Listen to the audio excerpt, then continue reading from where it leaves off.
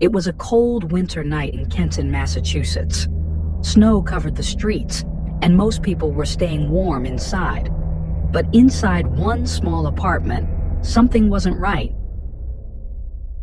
Sandra Birchmore, 23 years old and expecting a baby, had been busy planning for the future.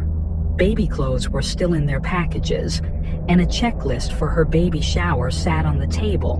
But suddenly, she stopped answering calls. She didn't show up for work. Days went by, and no one could reach her. When police arrived to check on her, the apartment was silent. They knocked, no response. As soon as they forced the door open, a terrible smell hit them. What they found inside would leave more questions than answers and reveal a disturbing truth no one expected.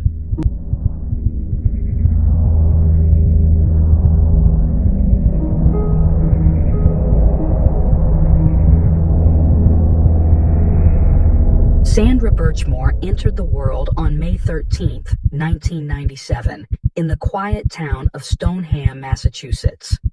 Her childhood was shaped by challenges that forced her to grow up quickly.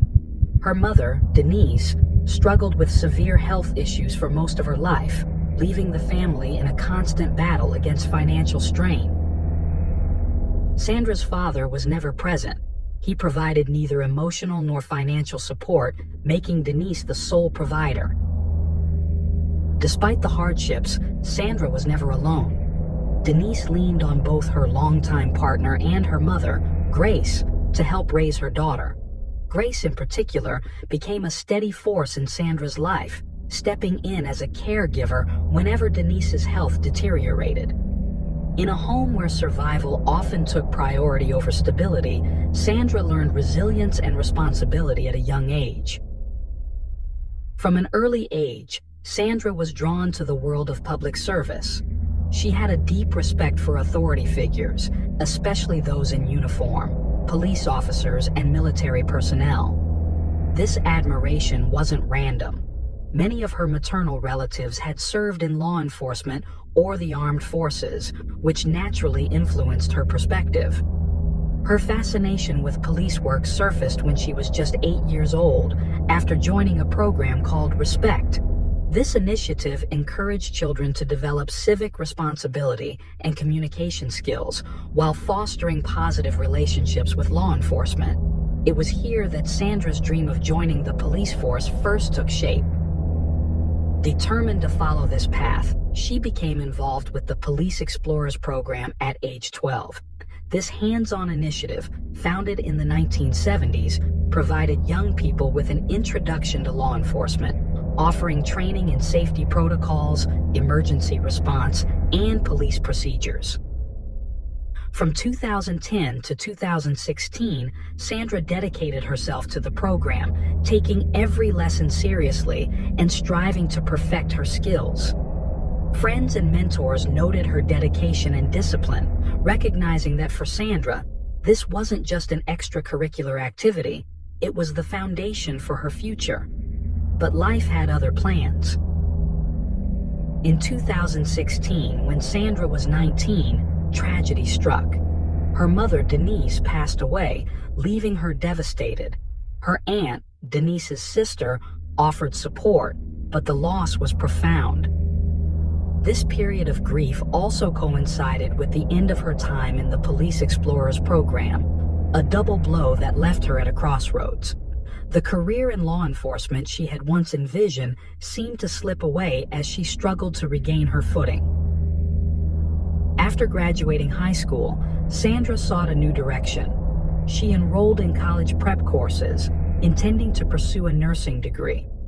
While she shifted her focus, she never truly let go of her admiration for police work and maintained connections with people from the Explorers program. However, the difficulties she had faced from an early age had shaped her in ways she didn't fully realize. The loss of her mother and the lack of a strong paternal figure left her searching for guidance and validation, often from authority figures.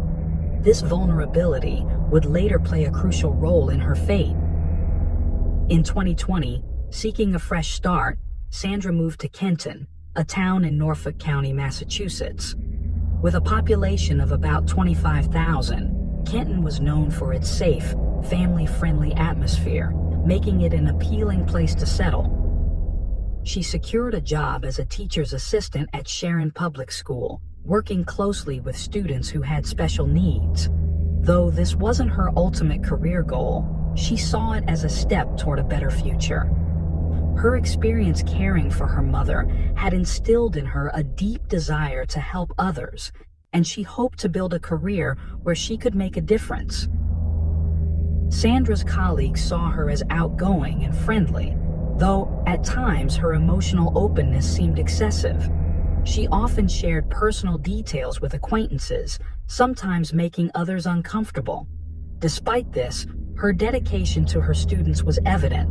She cared deeply and put effort into her role, even though she lacked extensive experience.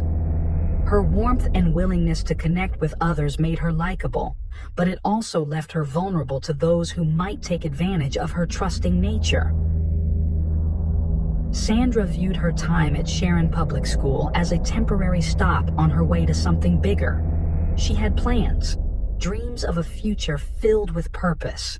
But her eagerness to form connections and her tendency to place trust in others without question would eventually lead her down a dangerous path, one that would have devastating consequences. Sandra Birchmore's path first crossed with Matthew Farwell's in 2010 when she was just 13 years old. At the time, she was an eager participant in the Police Explorers program, an experience that fueled her interest in law enforcement. Matthew, a 27-year-old instructor in the program, quickly became a mentor figure in her life. Initially, their interactions remained within the confines of the program, but as time passed, their communication extended beyond official meetings. By the time Sandra was 15, she began receiving personal messages from Matthew, messages that gradually blurred the lines between mentorship and something far more concerning. As an older, more experienced figure, Matthew carefully cultivated a sense of control over her, using subtle psychological tactics to ensure her dependency. What started as guidance soon shifted into manipulation. Over the years, their relationship took on an increasingly unhealthy dynamic. Matthew's influence over Sandra became more pronounced as he inserted himself into every aspect of her life. He displayed extreme possessiveness, demanding to know her whereabouts at all times, and insisting that she update him on who she was with. His need for control extended beyond words. He eventually used technology to monitor her movements, further tightening his grip on her independence. As his jealousy deepened, so did his volatility. His once affectionate tone would quickly turn hostile, his words laced with veiled threats whenever Sandra attempted to assert herself. Disagreeing with him was not an option. He interpreted any act of defiance as a betrayal. And yet, despite the growing toxicity of their relationship, Sandra remained hopeful that things would improve.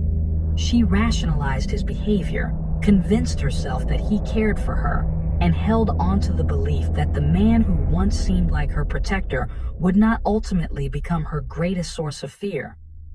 By early 2021, Sandra was preparing for a major life change. She was expecting a child. Though life had thrown many hardships her way, she embraced the future with renewed optimism. Her apartment was soon filled with baby items she had carefully picked out, from tiny outfits to essential newborn supplies. Even with financial limitations, she was determined to celebrate the arrival of her baby. She meticulously planned a baby shower, eager to share the milestone with those closest to her. Her excitement was palpable, and those around her noticed how deeply invested she was in becoming a mother. She had even scheduled a newborn photography session, eager to capture the early moments of her child's life. But beneath her outward enthusiasm, there were signs of inner turmoil. Sandra's relationship with Matthew remained a major source of stress. He was still deeply involved in her life, but instead of offering support, he seemed to bring more anxiety than comfort. In the days leading up to the tragedy, Matthew's behavior became more erratic. He visited Sandra's apartment under the guise of helping her prepare for the baby. During one visit, he asked for access to her home, requesting both the key and the door code, claiming it was necessary in case of an emergency. While inside, he seemed particularly focused on her bedroom closet, paying closer attention to the space than seemed natural. Shortly after his visit, Sandra confided in a friend, admitting that Matthew had been acting strangely. Still, she tried to justify his actions, convincing herself that his intentions were rooted in concern. It would be the last time she openly voiced any uncertainty about him. On February 4th, 2021, concern grew at Sharon Public School when Sandra failed to show up for work and was unresponsive to calls.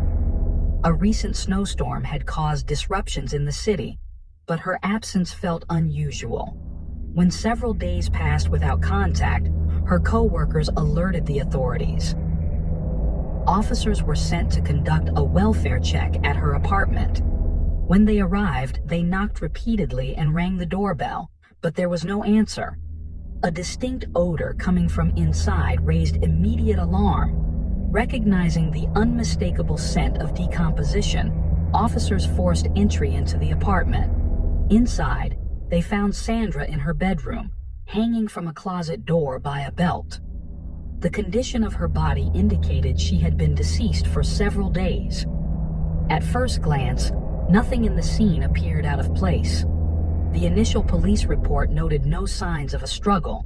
Furniture was undisturbed, and the general disarray in the apartment seemed consistent with her usual living habits. However, when her family was later allowed into the apartment, they noticed details that didn't sit right. A load of freshly washed but still wet laundry was left in the washing machine, suggesting she had been in the middle of her daily routine before her death. On the table, unopened packages of baby essentials sat untouched, having been delivered only days earlier. One of the most unsettling discoveries was a broken necklace found near where she had been found, raising questions about what truly happened in her final moments. According to her family, she wore the necklace constantly, even while sleeping or showering.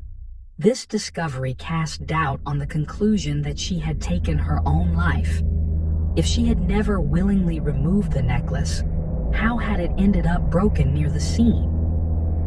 An even more unsettling inconsistency involved Sandra's phone. She was known to use it throughout the day, rarely ever turning it off. However, records showed that her phone had been powered down an entire day before her death and never turned back on. This raised immediate concerns for her family. It didn't align with her usual behavior, and they suspected it pointed to outside involvement. Determined to uncover the truth, Sandra's loved ones pushed for a more thorough investigation. As more details surfaced, particularly regarding her tumultuous relationship with Matthew Farwell, authorities were forced to reevaluate their initial conclusions. His actions in the days leading up to Sandra's death, including his insistence on gaining access to her apartment and his strange demeanor during his last visit, became critical points of concern. These inconsistencies prompted investigators to dig deeper into what had really happened inside Sandra's home. The last known activities of Sandra Birchmore took place on the evening of February 1st, 2021. Surveillance footage showed her returning home from work at around 5 p.m. Shortly afterward, she stepped outside briefly to collect a package containing baby clothes she had ordered. Later, cameras captured her outside once again, brushing snow off her car. At exactly 5:46 p.m., she re-entered her apartment, marking the last time she was seen alive. Later that night, a significant figure appeared on the building's security cameras, Matthew Farwell. At around 9 p.m., he was recorded entering the lobby and heading up to Sandra's floor. He stayed inside her apartment for approximately 30 minutes before leaving. His attire stood out. Dressed in heavy winter clothing with a mask covering his face, he was well prepared for the cold, but the way he concealed his identity seemed deliberate. The following day, Sandra was uncharacteristically absent from work and stopped responding to messages. The circumstances surrounding her death quickly drew the attention of federal investigators who launched a full review of the case.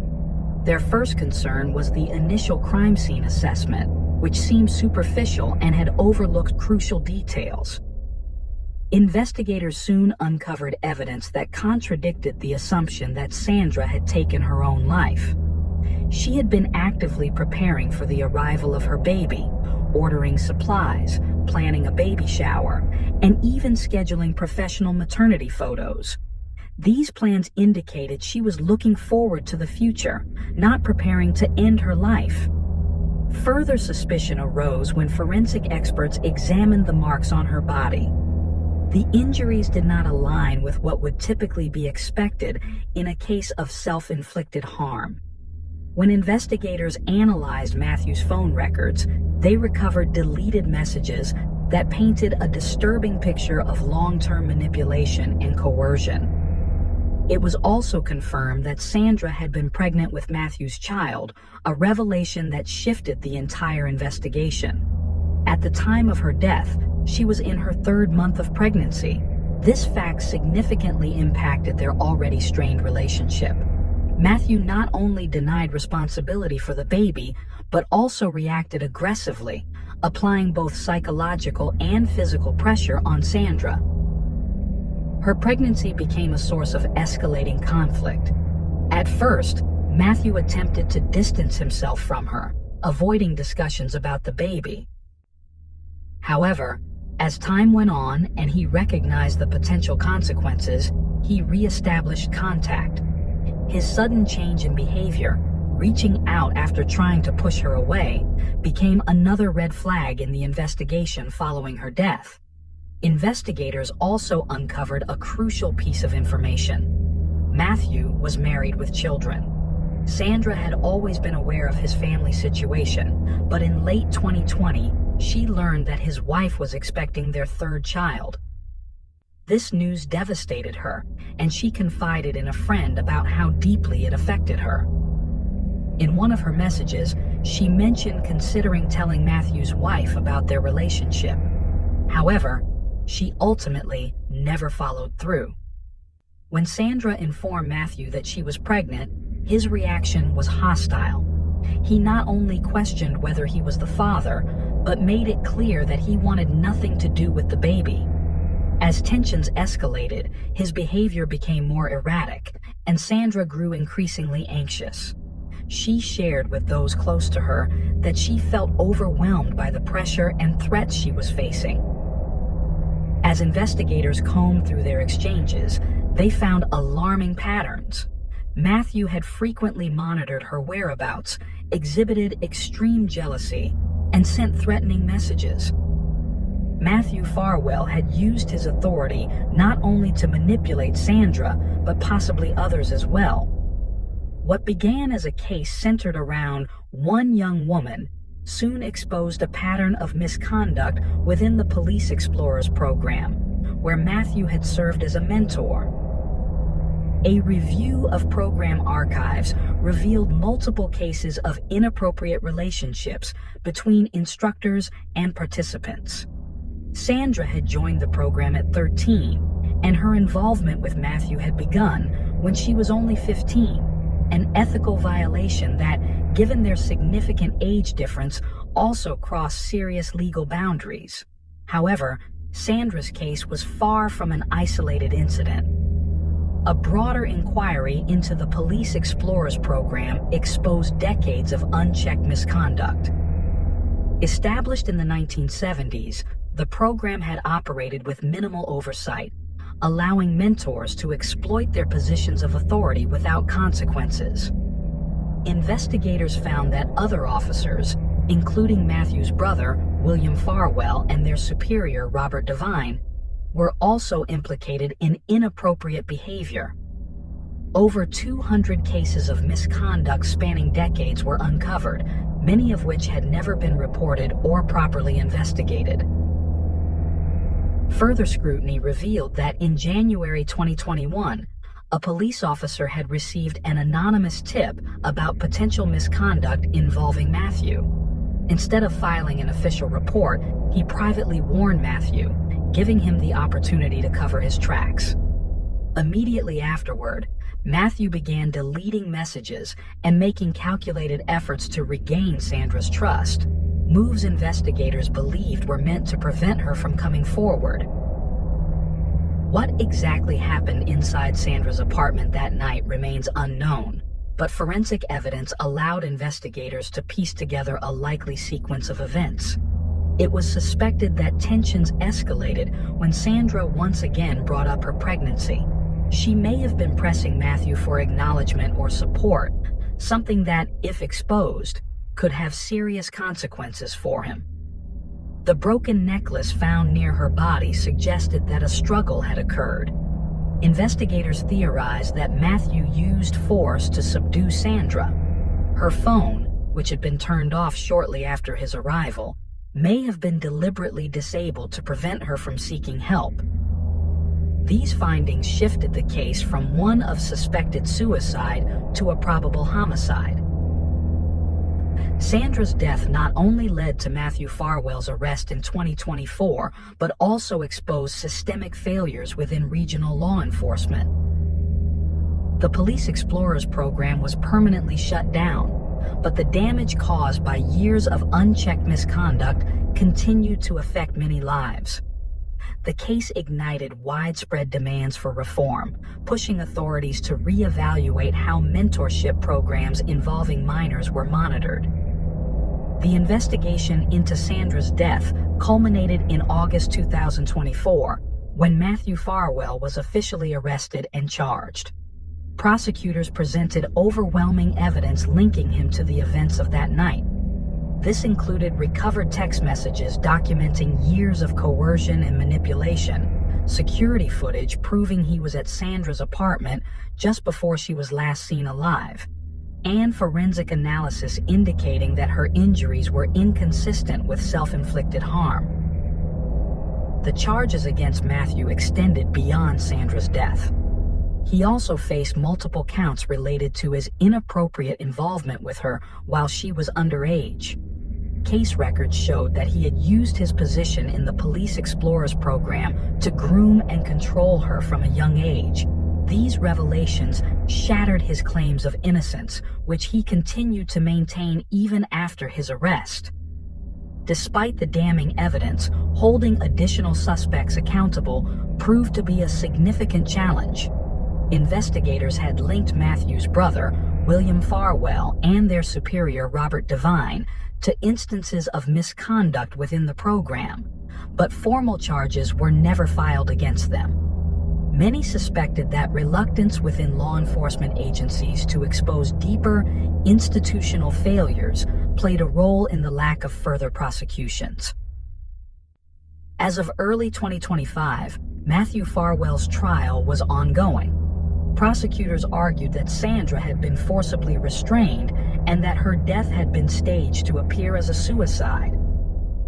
Forensic experts testified that key physical indicators, such as specific hemorrhages in the eyes and facial swelling, were missing, reinforcing the theory that she had been overpowered before her body was positioned inside the closet. If convicted, Matthew faced the most severe possible penalty, including a potential capital sentence. Sandra Birchmore's case was no longer just about one woman's tragedy. It became a symbol of systemic failure, exposing deep-rooted issues in law enforcement oversight.